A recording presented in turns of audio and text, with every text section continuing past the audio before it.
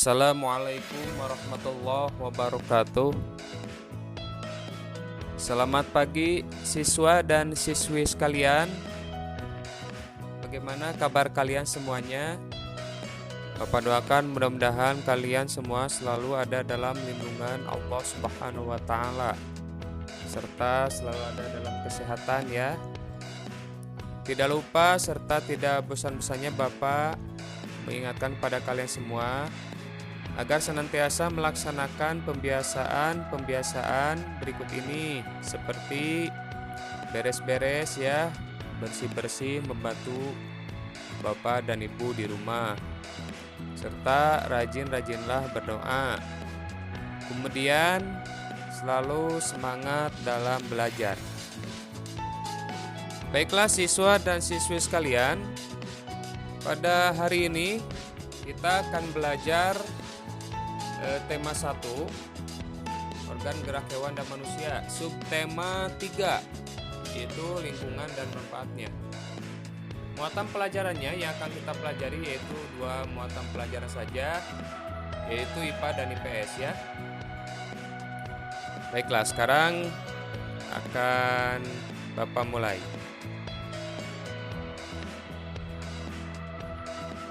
Yang pertama yang akan kita pelajari adalah muatan IPA dulu ya. Nah, di sini kita akan belajar mengenai gangguan dan kelainan organ gerak manusia. Gangguan gerak pada manusia sering dialami oleh otot ya, oleh tulang, kemudian otot dan sendi. Gangguan ini dapat terjadi karena tulang, otot, dan sendi menanggung beban yang sangat berat atau di atas rata-rata. Namun selain itu, karena ada faktor lain yang mempengaruhinya, seperti karena faktor hormon, vitamin, infeksi, karena kuman, dan penyakit.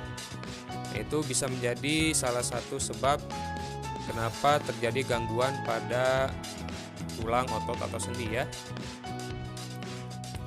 Berikut adalah gangguan dan kelainan gerak pada manusia. Nah, yang pertama kelainan pada tulang ya. Jadi kelainan-kelainan apa saja yang terjadi pada tulang? Yang pertama adalah skoliosis. Nah, ini gambarnya ya. Jadi skoliosis itu adalah kondisi tulang belakang yang membengkok ke kiri atau ke kanan bengkoknya ya. Penyebabnya bisa saja seperti posisi duduk yang salah ya. Seperti kalian sedang belajar duduk, nah itu duduknya tidak tegak, bungkuk ya atau bengkok. Nah, itu bisa menyebabkan skoliosis. Kemudian yang kedua,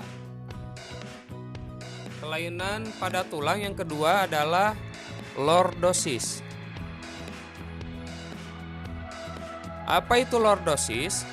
Lordosis adalah kondisi tulang belakang yang terlalu melengkung ke arah belakang atau cembung ke arah depan.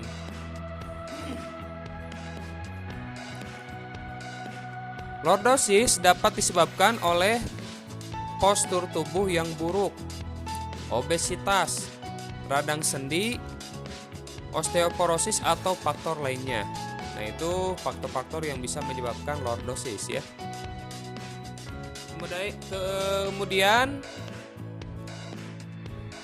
kelainan tulang yang ketiga yaitu kiposis. Apa itu kiposis? Kiposis adalah kebalikan dari lordosis. Orang yang menderita kiposis, tulangnya terlalu melengkung ke arah depan atau cembung ke arah belakang. Kita sering menyebutnya bungkuk ya. Kiposis dapat disebabkan oleh postur tubuh yang buruk, radang sendi, osteoporosis, atau faktor lainnya. Kemudian yang keempat, kelainan tulang yang keempat yaitu osteoporosis. Apa itu osteoporosis? Osteoporosis adalah penyakit pengeroposan tulang. Penyakit ini disebabkan kekurangan kalsium dan vitamin D. Osteoporosis ditandai dengan tulang keropos, mudah retak atau patah. Kemudian kelainan atau gangguan pada tulang yang selanjutnya yaitu rematik ya. Nah, apa itu rematik? Rematik penyakit ini biasanya menyebabkan rasa nyeri pada persendian. Rasa nyeri ini terutama dirasakan pada pergelangan tangan, kaki, dan siku. Nah, itu rematik ya. Kemudian selanjutnya gangguan atau kelainan pada tulang yaitu rakitis. Apa itu rakitis? Rakitis adalah penyakit yang disebabkan kekurangan kalsium atau kekurangan vitamin D dan fosfor. Penyakit ini biasanya dialami oleh anak-anak. Penderita rakitis mengalami pembentukan tulang yang tidak sempurna. Contohnya, kaki berbentuk O atau X. Nah, itu ada ya gambarnya ya. Itu penyakit rakitis. Kemudian gangguan atau kelainan pada tulang berikutnya yaitu fraktura. Apa itu fraktura? Fraktura adalah kondisi tulang yang patah. Fisura misalnya disebabkan oleh kecelakaan ya, patah. Nah, itu dinamakan fraktura. Kemudian kelainan pada tulang atau gangguan pada tulang selanjutnya yaitu polio. Apa itu polio? Penderita polio akan mengalami kelumpuhan sehingga lama-kelamaan tulangnya akan mengecil. Penyakit ini disebabkan oleh virus yang masuk melalui makanan atau minuman yang mengandung virus polio. Penyakit polio dapat dicegah dengan pemberian vaksin polio. Selanjutnya, kelainan pada tulang itu adalah fisura. Apa itu fisura? Fisura adalah kondisi tulang yang retak. Fisura misalnya disebabkan oleh kecelakaan ya. Nah, ini hampir sama dengan fraktura. Jadi fraktura dan fisura itu tulang retak atau patah yang disebabkan oleh kecelakaan. Untuk selanjutnya, kelainan pada tulang itu yaitu artritis. Apa itu artritis? Artritis adalah peradangan pada sendi yang disertai dengan rasa sakit. Dan kadang-kadang posisi tulang mengalami perubahan. Itu artritis ya. Kemudian selanjutnya kelainan pada tulang itu yaitu dislokasi. Apa yang dimaksud dengan dislokasi? Dislokasi adalah kondisi ketika sendi bergeser dari kedudukan semula karena ligamentum atau jaringan penggantung sobek atau tertarik. Itu penyebab yang menyebabkan diskolasi ya, atau sendi kita bergeser. Selanjutnya kelainan pada tulang itu yaitu ankilosis. Apa itu yang dimaksud dengan ankilosis? Ankilosis adalah suatu keadaan persendian yang tidak dapat digerakkan karena kedua tulang seolah-olah menyatu. Itu ada gambarnya ya, yang sedang memegang leher atau pundak gitu. Kemudian selanjutnya itu selain kelainan pada tulang juga atau gangguan pada tulang juga, ada juga gangguan atau kelainan pada otot. Nah,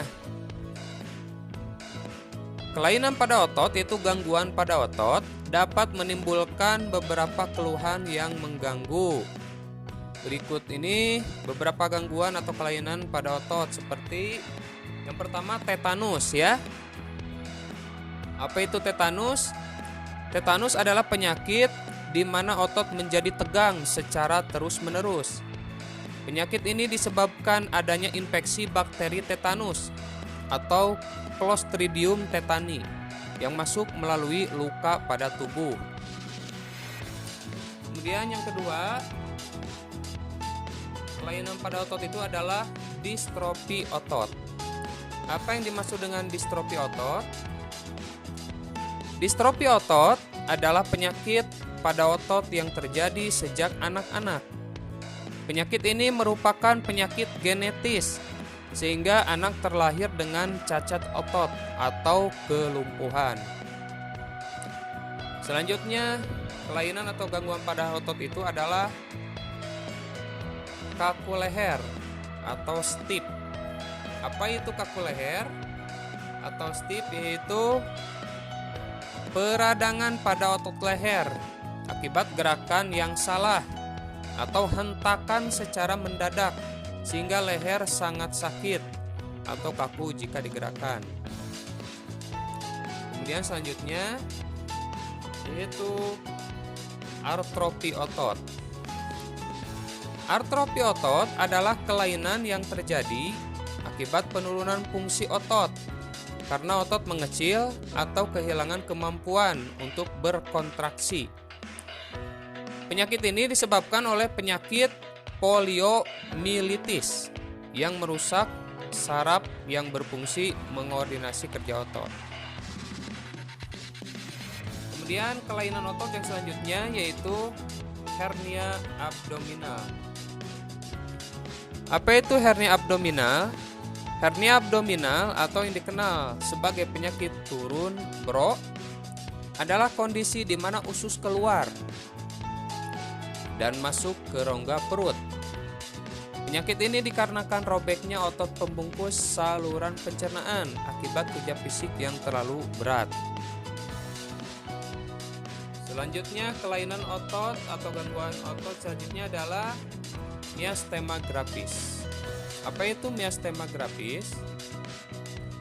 Miastema grafis adalah penyakit yang menyebabkan otot secara berangsur-angsur mengalami penurunan kemampuan berkontraksi hingga berujung pada kelumpuhan. Ya, ada seperti mata menuju sebelah. Ya, kita lanjutkan. Selanjutnya kita akan belajar memelihara kesehatan tulang dan otot ya. Cara memelihara kesehatan tulang dan otot. Rangka tulang itu sangat penting bagi tubuh ya. Oleh karena itu, kita harus menjaganya supaya tidak mengalami gangguan. Berikut beberapa cara memelihara kesehatan tulang ya. Kesehatan tulang antara lain: yang pertama, mengonsumsi makanan yang banyak mengandung vitamin D, kalsium, dan fosfor. Contohnya makanan yang mengandung vitamin D, kalsium, dan fosfor itu contohnya ikan, susu, kacang-kacangan, dan buah-buahan. Nah, itu contoh-contoh makanannya. Kemudian yang kedua, cara memelihara kesehatan tulang antara lain berolahraga yang teratur ya. Berolahraga secara teratur agar tulang dan persendian tetap kuat. Kemudian yang ketiga, cara memelihara kesehatan tulang itu yaitu membiasakan sikap tubuh yang benar ketika duduk, ketika berdiri maupun ketika tidur. Yaitu biasakan sikap tubuhnya, posisi tubuhnya yang benar ya. Kemudian yang keempat, berhati-hati melakukan gerakan pada saat berolahraga atau aktivitas lainnya. Jadi berhati-hati saat melakukan gerakan. Nah itu ya. Selain kita harus menjaga kesehatan tulang juga, kita juga harus menjaga kesehatan otot. Kesehatan otot juga perlu dijaga karena otot merupakan alat gerak aktif yang menggerakkan tulang.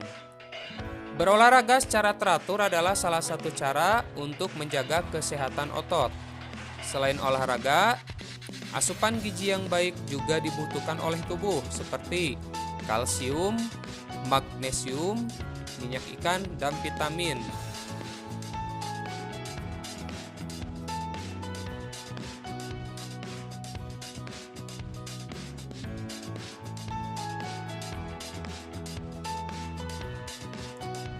Selanjutnya ya masih cara memelihara kesehatan tulang dan otot ya. Tapi ini berhubungan dengan posisi tubuh yang baik untuk menjaga kesehatan organ gerak. Posisi dan sikap tubuh yang tepat agar pertumbuhan tulang baik antara lain biasakan untuk selalu berjalan, duduk, dan berdiri dengan sikap tegap. Yang kedua, biasakan tidur dengan posisi telentang daripada posisi menggulung ya, atau melengkung. Jadi posisi tidur yang paling baik itu adalah telentang. Yang ketiga, jika mengangkat benda, sesuaikan dengan kemampuan tenagamu ya. Jangan mengangkat beban berlebihan, sesuaikan dengan kemampuan kita. Yang keempat, jika membawa beban, usahakan agar tangan kanan dan tangan kiri kalian itu membawa beban yang beratnya seimbang. Jadi antara tangan kanan dan tangan kiri itu mengangkat bebannya itu harus seimbang. Kemudian yang kelima, usahakan agar punggung tetap dalam posisi tegak saat mengangkat tubuh dari lantai. Atau jadi tekukkan lutut atau berlutut saat mengambil barang, jangan menekuk punggung.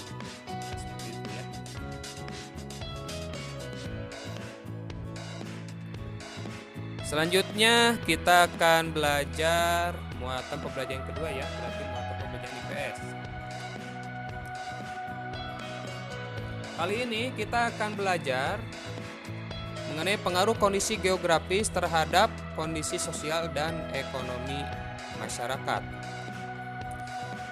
Kondisi geografis adalah keadaan muka bumi dari aspek letak, cuaca, iklim, relief, jenis tanah, flora dan fauna, serta sumber daya alamnya.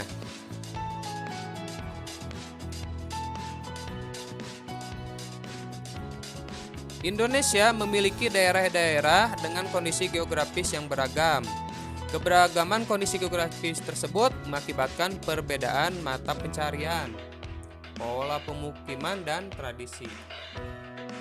Nah, ini pengaruh kondisi geografis terhadap kondisi sosial dan ekonomi masyarakat. Yang pertama, mempengaruhi kehidupan masyarakat di daerah dataran tinggi dan pegunungan. Kemudian melakukan aktivitas ekonomi seperti perkebunan, penambangan, dan pertanian hortikultura, yaitu kehidupan masyarakat di daerah tinggi dan pegunungan ya. Jadi aktivitas ekonomi mereka itu berkebun, penambangan, dan pertanian hortikultura.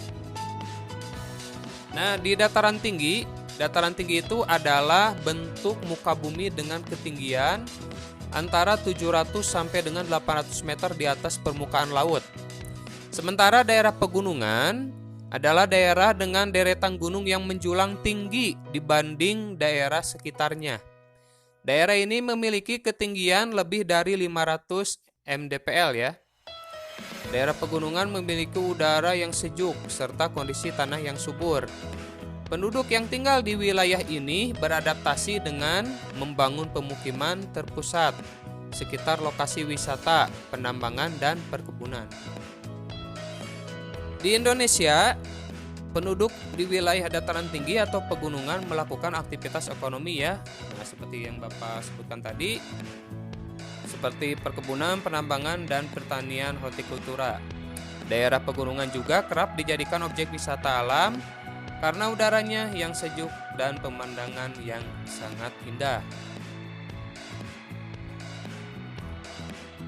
Kemudian, pengaruh kondisi geografis terhadap kondisi sosial dan ekonomi masyarakat. Yang kedua yaitu kehidupan masyarakat di daerah pantai. Kehidupan penduduk di daerah ini berkaitan dengan laut karena berbatasan langsung. Umumnya penduduk di sekitar pantai bermata pencaharian sebagai nelayan, penambak atau petani garam. Penduduk di daerah ini membangun pemukiman dengan pola memanjang mengikuti garis pantai. Seiring dengan kemajuan zaman, daerah pantai juga ada yang berkembang menjadi kota pelabuhan seperti Jakarta dan Surabaya. Selanjutnya, pengaruh kondisi geografis terhadap kondisi sosial dan ekonomi masyarakat itu yaitu kehidupan masyarakat di daerah dataran rendah. Daerah dataran rendah memiliki relief yang datar dan luas, serta suhu udara yang stabil. Ketinggian daerah ini kurang dari 600 mdpl. Oleh karena beberapa karakteristik tersebut, banyak orang yang tinggal di daerah dataran rendah. Penduduk di daerah dataran rendah membangun pemukiman dengan bentuk linier yang sejajar dengan jalan atau aliran sungai. Sementara itu, penduduk di daerah-daerah pusat kegiatan ekonomi membangun pemukiman dengan pola terpusat atau tersebar mengelilingi pusat perekonomian. Masyarakat di daerah ini memiliki aktivitas yang beragam seperti pertanian, perindustrian, dan perdagangan. Kehidupan masyarakat di daerah dataran rendah umumnya didukung oleh sarana dan prasarana yang memadai. Contohnya, jalan, sarana transportasi, komunikasi, rekreasi, pendidikan, dan kesehatan. Nah, selanjutnya kita akan belajar mengenai pengaruh kondisi geografis Indonesia terhadap budaya masyarakat ya.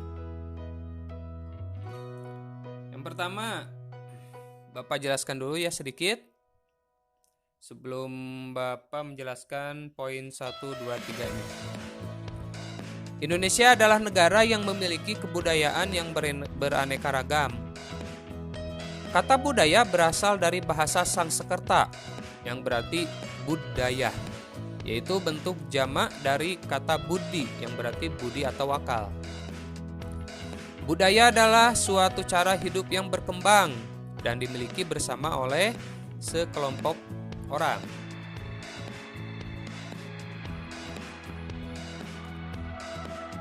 Kemudian